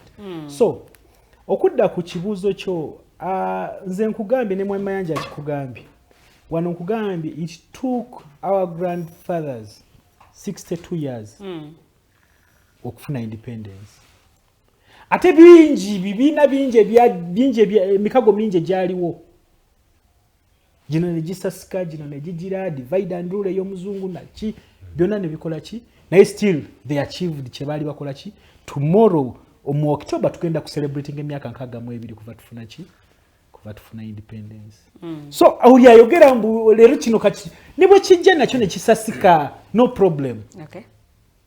Naye kigendererwa kyakyo kiki nze that's why I concentrate mukuno okwegatta twegattidde ku ki lwaki twegasse okitegeera me that's the most important thing because bwe mba ndaba mbunga ndi convinced mbu okwegatta kwaffe tukwegattidde ku kintu kye tulaba mbu kigenda kutwala mu maaso. Who knows that even in 1 year even in 1 month maybe we might achieve ekiruubirirwa kyaffe. Abana abatulinze you know even in the Bible they are the doubting Thomases. Bana batulinze ne batakola ki. You see in Uganda it is very common now. Omuntu nibo Lilian ndero ne bakuba embaga bajaga hanaire etajja fumbayo. Alera ajja kuba wa mwezi. Balabanga tuto ofunyo olubuto ozadde omwana muhalero oyo ajja mukuliza wabwe nozaala nowo kubiri then bakola ki. Nakati na kino tetwegasse mbuno because just twagala okulabikira wamu. Bale mbeera eriwo. Mwami Mayanja kugambye omukyala yagwa mu kinnya. Nga manhole tekoze eki teri covered. Mbu ono mwana afudde erukunjiri. Oshegere ebitwegassa byebyo. Oshiraba in Tunisia nkugambye oli mwana w'essomero yakola ki? Yagenda ne yeeyokyanga anoonyeza emirimu tegiriwo ne yeeteekako petrol. Wano Dr. Besigye bwe baamukuba wano ku Lwalinayitwe ku Mulago roundabout enkeera ku makya abantu abalabanga amawulire ku streets oli yalabanga amawulire engeri gye n'atandikirawo ensi n'etabuka Kampala n'eggalawo okitegeera. So people who are looking for that nze kyeŋŋamba abantu bano balina okusaba Katonda kye twandibadde tukola nga Bannayuganda ffenna kye tusabira because n'okwegatta kuno twegatta tugamba this country sobola okugenda into turmoil. For us we focused at Mwami Museveni but what if Mwami Museveni goes with this country? Okwegatta kwaffe kwa kulaba how prepared are we because nze ndabira ddala abantu abalabanga you know mu Uganda kintu kikuseza abantu basula mu night prayer bajjuza house of prayer ne bajjuza simanyi biki ne bajjuza buli kimu naye okukkiriza Katonda ne kubavaamu ku bintu ebirala ebya governance ebibakwatako because who knows nze nkugambye obino bimugamba mbuno kati beegattidde ku 2026 nze nkugambye Uganda let's look at Uganda beyond 2026. Kasule nakano ka information katwale. Moderator wange njagala kikugamba. There is a good section of political leaders abali okwadvocating ira a referendum. And indeed 2024 esiringa constitutional arrangement for a referendum. we have gone enough time to call for a referendum on anything. Kati goyinza okulowooza 2026 ng'omanyi ngenda kuvuganya Kasule. Nenga tugenda campaigningira something quite different. Kubanga olaba amaloboozi mangi agali mu kuvaayo in many things. So nze that's why actually njagala kulaba kuogerera the fears worries abantu ze bayina. Because bangi nnyo n'abangi abetulina bannaffe mu opposition. Hiro lyo mulaba nga akosa manyi mangi because alaba Dr. Besigye yegasse ne Lukwago yegasse ne Bobi Wine akafo kange kagenda. Never that narrow because what we are looking for, some of us, it's a better Uganda. Singa byali before, like me where I come from, in Hoima, if I'm NRM, maybe nakalukange tikandi bintu. Abantu bandi knows. Now yeah, it is beyond that me being a member of parliament because yes, I may become a member of parliament, but what chiche chama nchengendo kuchoose. Yeah. But if we make sure that tutadde wembeera, mune muntu bwabeera member of parliament, amanya obuvunaanyizibwa bwe nakola obuvunaanyizibwa bwe obumuteeredde obumuweebwa constitution semateeka n'amanya mbuna abantu bange because you can become a member of parliament today but it becomes a burden on you. So okuno kwekwegatta tukoze eki kutwegatiddeko titwegasse mu lwa before oba elections 2026 because many of us tukkiriza with this kind of electoral commission akaluluko kati it's not enough. We have many things that we know advocating for. Ugandans vatula nebakola what we call the citizen compact on free and fair elections. Over maybe okwegatta kuno tugamba no, let's push government today to tunulire the citizen compact electoral reforms. Electoral reforms zigamba chi because it's not enough ogenda mukalu just like that. Kubanga akalu tukagenzeemu ruling eyakanye hamba weri judgments gundi bwebiri aba nga kikulaga mbu akalulu kabaddemu ebitali bituufu kabaddemu okubba kw'obululu 2006 2011 2016 2021. So the kuno okwegatta it's not about 2026, it's okwegatta okukulaba nga the plight of Ugandans oli omukyala gwe batulaze wano ne President Museveni namulaga ku state address ye n'agamba mu mukyala nga mama je gamukuba ng'agezaako kunoonya ekyagenda okulisa abaana be waka. Oyo mukyala gwe twegattirako. Bano abavubuka benkugamba tukugamba bagenda graduating e Makerere next week. Bagenda graduating and flood on the streets of Kampala. Tebamanyi kiddako. Abo that's why babu betwegattirako. Era atwetaaga kati mu kwegatta kuno twetaaga kulaba nga tukola awareness. Abantu tubategeeza mu nnimi zaabwe ze bategeera mu ddiini zaabwe ze basoma bategeere mbu okwegatta kwaffe it's about them, it's not about us.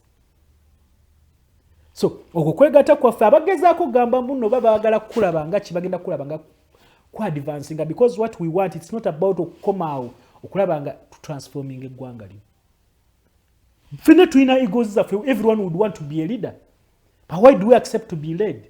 Why do we accept to say let's sit together take ebitiibwa byaffe ebbali naye tulabe twagala okutambuza tutya eggwanga lino? Even those who fought for independence we bakola nabana abagenda mu nsiko mu gw'ekinaana ne bo bakola alliances nyingi bayegatta n'ebigubiina bingi ebibinja bingi. It even forced His Majesty the Kabaka okumuleeta alabikire mu gundi okumuleeta mu byobufuzi oshege alabikire mu at least bano bakkiriza okubaweereza emmere yaabwe bakkiriza okubakweka.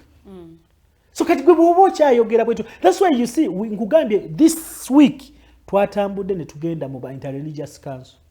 So agambe eddoboozi lyammwe nga tetuliwulira because when you look at a country like Congo the Catholic Church yavaayo n'eddoboozi eddene ngegezaako okulaba twagala kuno this kind of alliance gye tuli mu kukola the force gye tuli mu kuzimba twagala ebeere people in the academia abantu abali mu professional bodies bano ba interreligious council mu abali mu media fenna twega because fenna tunyigirizibwa kyekimu kwegatta okwo kati mu abakulabanga kuli wano nga bakulabira mu byobufuzi bya 2026 it is beyond that. It is about you Lilian gwe bajja ne bagalirawo media house nemala wiki namba ne computer ne bazitwala ne budde uno nga tezikomandawo n'omusango nga tegusobola kutekinga shape.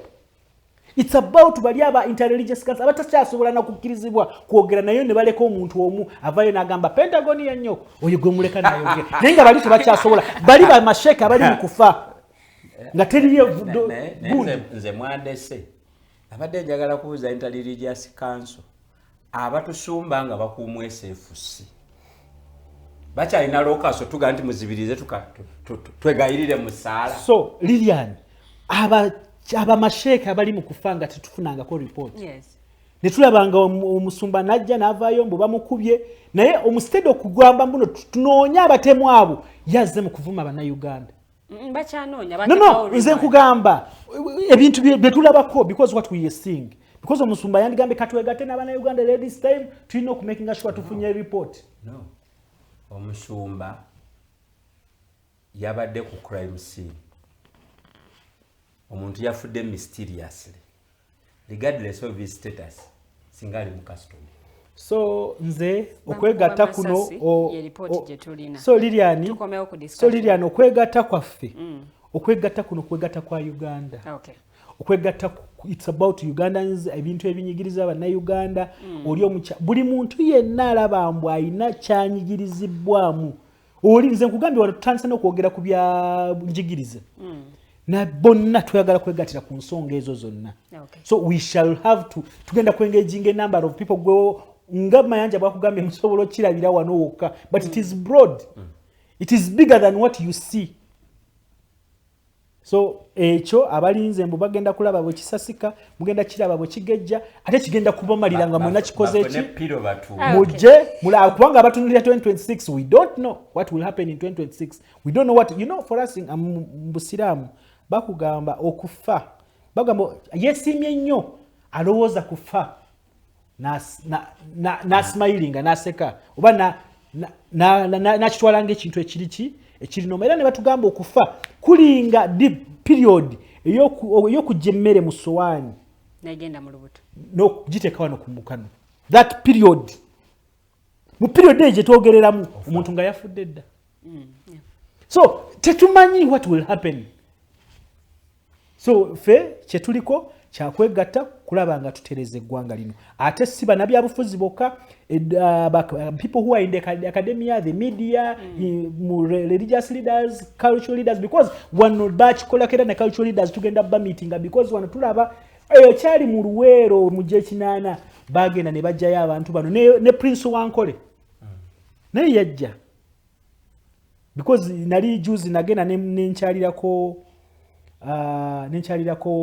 ambassador Birigwa ku gundi yeyo eside z'Ebusabaleyo n'atugamba ye nibo yangeri yafuna ettaka eryo lyali ya Prince we Ankole era bwe yagamba mbu eri nettaka lyange ngenda mbaguzeeko bali ne Prince then the Kabaka now Ronald Mwenda Mutebi kati mbuye Prince Ronald Mwenda Mutebi by then n'aseka n'agamba kati ono ngenga amanye etteka lijja kuddamu likole ki likyuke ettaka likole ki likomewo. Of course yali amugamba naye ayagala amuguzeeko naye Birigwa ambassador Birigwa yali n'agamba anze nguzaako n'agulaga yiika 12 yagula ku Prince we Ankole naye n'agamba bonna baali bazze kukola ki it was in the 80s baali bazze nga bagenda kukola ki nga balina okulabikirako mu lutale Luweero because so buli ffenna bitukwatako.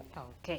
Nayanziza nnyo mwami Kasule tusigaze eddakiika ntono nnyo okubanga show yaffe tugiwunzika ey'olunaku olwaleero naye nga tetunagiwunzika ku nsonga eno yennyini kanzire wa mwami Mayanja wakyaliwo amaloboozi ga tetukyakkiririza mu kalulu abamu bagamba tugendeyo tubalabise abalala bagamba tugendeyo ekinaavaayo kiveeyo abantu bano mweteeseteese mutya okulaba nti baba n'eddoboozi limu erya either kukazira oba kukagendamu munnayuganda abakkiririzaamu amanya watuufu we mugwa.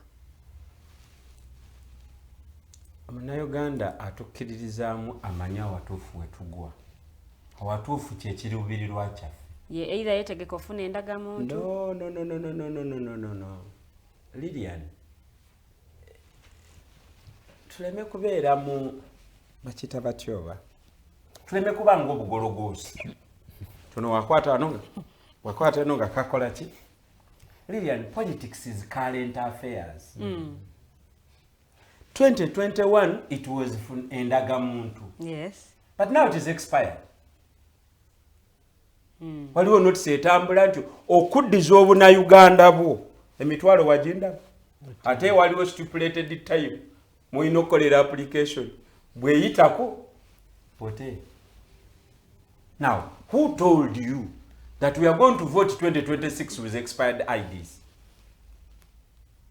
Kakati mwe bannamawulire omanyi munnyumira kyobola babakwata ne batwala ekireka ne bakuba embooko. mulina akasanduuko k'ebigambo mwe mutambulira naye temukasubjectingako ku logical tests kusinziira ku bye mwogera ne neeyisa yammwe. Otugambye nti funa endagamuntu. It was a campaign then because endagamuntu zaali valid. As we are seated here, millions of Ugandans with national IDs are expired and there is no clear formula of renewing them before 2026. So now I want to ask you, tugenda kuba akalulu 226 ng'obunnansi bwaffe bwaggwako. Nkakasa nti ku bannayuganda miliyoni emmeka ezeewandiisa enamba bweti eyina endagamuntu eziri expired nti balina capacity okusasula emitwalo 5 ne balinewinga ID zaabwe on time. Atenga ababeera wali gonja wakalira. Atenga olemeddwa n'okukola census etomanyira bameka ogenda okulanya. Ababeera wali gonja wakalira. Abakizudde nti ono okukyaza abagenyi adde alina okulya looni.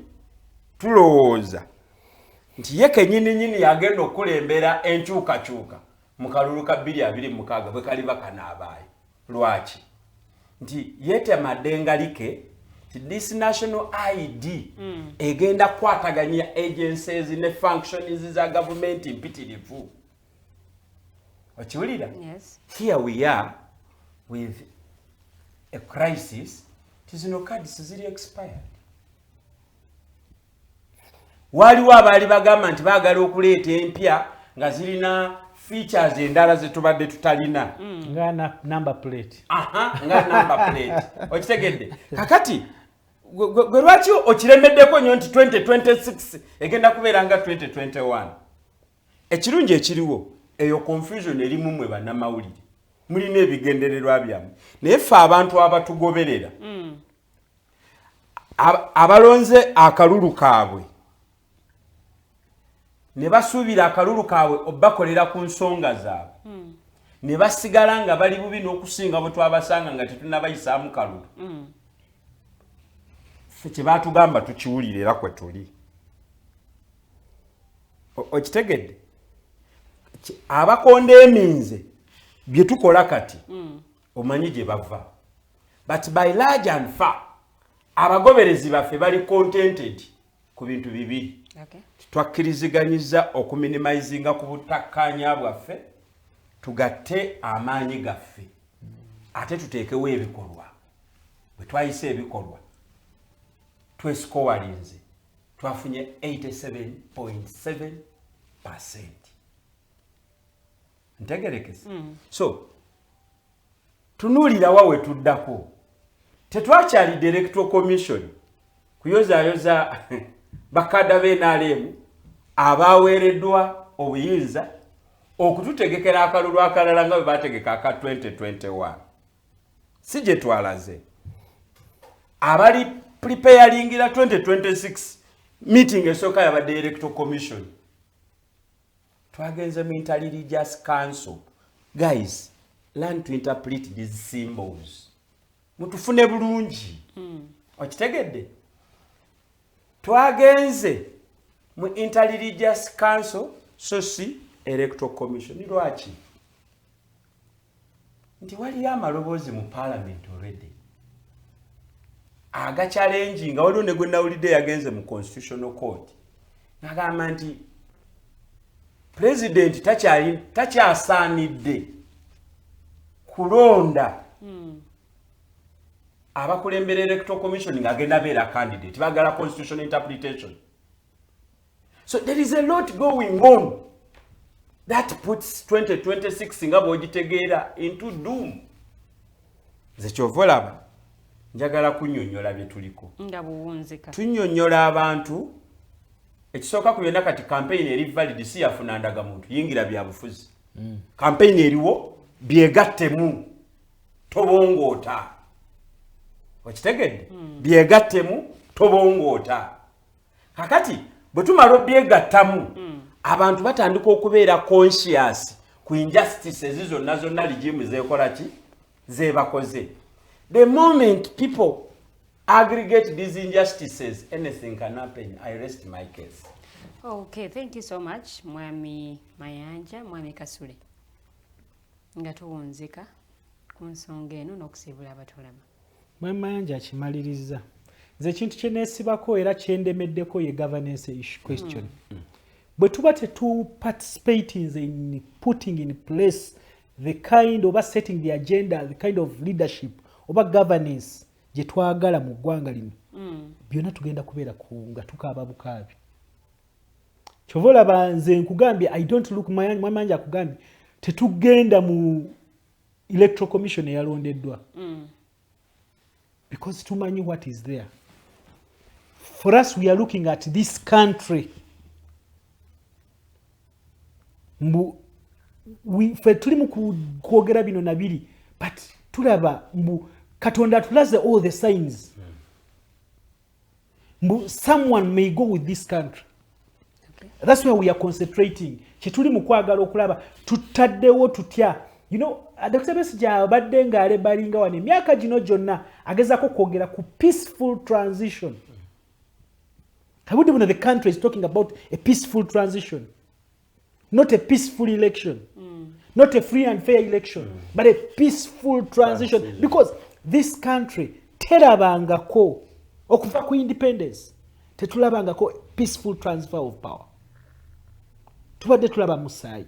That's why you see some of us, twagamba, however much tusobola okubanga tumanyi other means, okulaba nga tukyusa obuyinza tetugenda kubukozesa because tulabye mbw amaanyi g'emmundu batono nnyo abalina capacity ga controllinga. Naffe tusobola okuyingira bwetyo ne tuba even worse than abo be tujjeemu. It is happening today. Bangi bali mu kwejjusa bajje n'omuntu ba Dr. Besige. They took that path, then bakosa that method. Put them on bali mu kwejjusa. That's why you see we are laboring to tell Ugandans, please, leka tugende to creating awareness. Mama Mayanja kugambi o creating awareness mu bantu okubategeeza because people may have not joined us. People may have not joined our struggles. People may have not joined our initiatives. People may have despised us because they have information. They didn't know what we are doing. Tebamanyi bye tukola bitegeeza ki. Naye bwe tuddayo ne tujja these kind of civic spaces ezituweereddwa zetusobola okufuna mu buvubi. Because even media houses tumanyi what is ekigenda maaso. But if we've gotten any kind of space tugikozese to create awareness. Okay. Abantu bategeere, abantu bamala okutegeera bajje batwejoiningeko. Like for instance nga maliriza in Bunyoro, people have been crying for university. But until now badmaze okutegeera because Prime Minister naye ali ku bunkenke agamba sawa yonna nange ngenda. Anyiza kugenda nga Abanyoro bagamba kintu kya university nyalemo gikola ki. Kati budde bunobona bazze mu activism. Lero bakutte ettaka lye bamanyi lya PTC ne bateekako ekipande ekiraga Bunyoro Kabalega University. Ne bagiteeka kati government eri ku bunkenke ani yakitaddeko RDC ayishize ebiragiro bakwate abantu. Naye buli muntu agamba yenze mujje munkwate yenze mujje munkwate because what we want is a university. So people are getting enlightened. Nomulowooza bino ebintu byetukola nga mulowooza byakusaagirira. So people are going to raise up like that because Abanyoro nabo they will have their issue. They will have to join this kind of struggle. Okulaba nga beegatta naffe kuffe bona buli omu alwanirira what belongs to him kyayagala okulaba ng'eggwanga lino likola ki litebenkera. So let's use whichever space gye tulina okulaba nga twongera okusomesa abantu okusaba abantu basobole okwegatta mu bintu bino ebya politics okulaba nga tuchanginga oba twogera ku issue ya governance to making sure nga tutaddeko obukulembeze obulungi government ennungi ebirala bijja kujja. Okay, akudira mu luyimba taluwoomya nebaza bakulu bwe tutambudde Mwami Mayanja ne Mwami Kasule mwebale nnyo mwebali eddala olw'omulimu gw'omukozi ogw'ettendo Mwami Otebete tubadde naye olunaku olwaleero naye njagala kubanga program ngiwunzikira wano era nga mbeebaza ate olw'okubeerangako olw'okugobereranga olw'okusharinganga ka network kekutemuko naye gwagenda obeera ku YouTube tujja sobola okulaba okubanga show eno giraba bulungi nnyo nga temuli yadde buzibu bwonna. Nze Omumbejja Luwedde Lilian era nga nkutegeeza nti olunaku olw'enkya Mighty Drive erinnya ssaawa 2 paka ssaawa 4 so nga ate interface naye ejja kubaayo ssaawa 6 okutuuka ku 8 soberako ate ozigoberere bulungi nnyo ku Rompagados wa Snaptalk ku ssaawa 12 ez'akawungeezi. Neebaza timbwe tutambudde Mulemi Ali yalibawa ku camera so nga ate mu control room waliyo mukulu Mokose Arnold Anthony. Mbagaliza kubeera bulungi mweraba.